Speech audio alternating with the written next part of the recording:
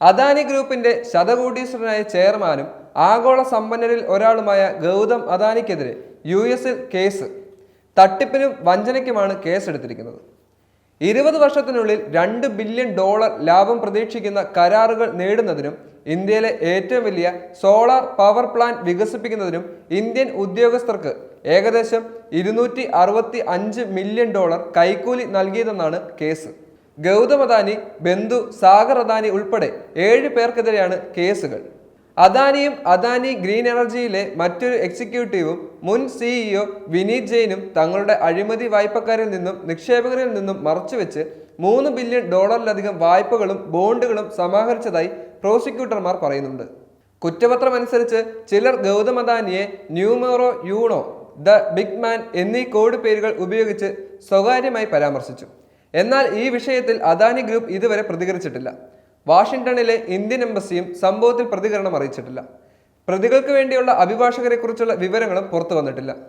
ഗൗതം അദാനി, സാഗർ അദാനി, ജെയിൻ എന്നിവർക്കെതിരെ നിക്ഷേപ തട്ടിപ്പിന് ഗൂഢാലോചന അടക്കമുള്ള കുറ്റങ്ങൾ ചുമത്തിയിട്ടുണ്ട്.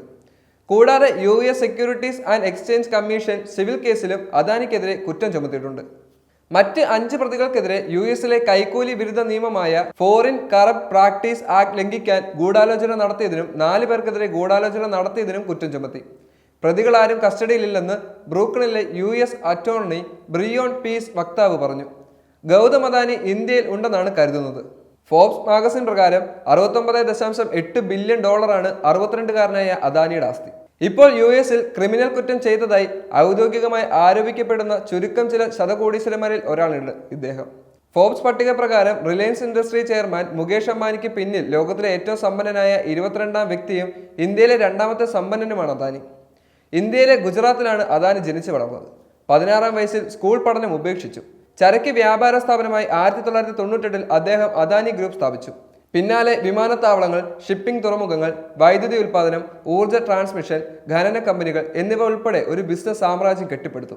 ബുധനാഴ്ച അദാനി 20 വർഷത്തെ ഗ്രീൻ ബോണ്ടുകൾ വിറ്റ് $600 മില്യൺ സമാഹരിച്ചതിന് മണിക്കൂറുകൾക്ക് ശേഷമാണ് ചാർജുകൾ പ്രഖ്യാപിച്ചത്. US ഷോർട്ട് സെല്ലറായ Hindenburg research Adani group offshore tax havens തെറ്റായി ഉപയോഗിച്ചുവെന്ന് നേരത്തെ ആരോപിച്ചിരുന്നു. എന്നാൽ അത് കമ്പനി നിഷേധിച്ചു.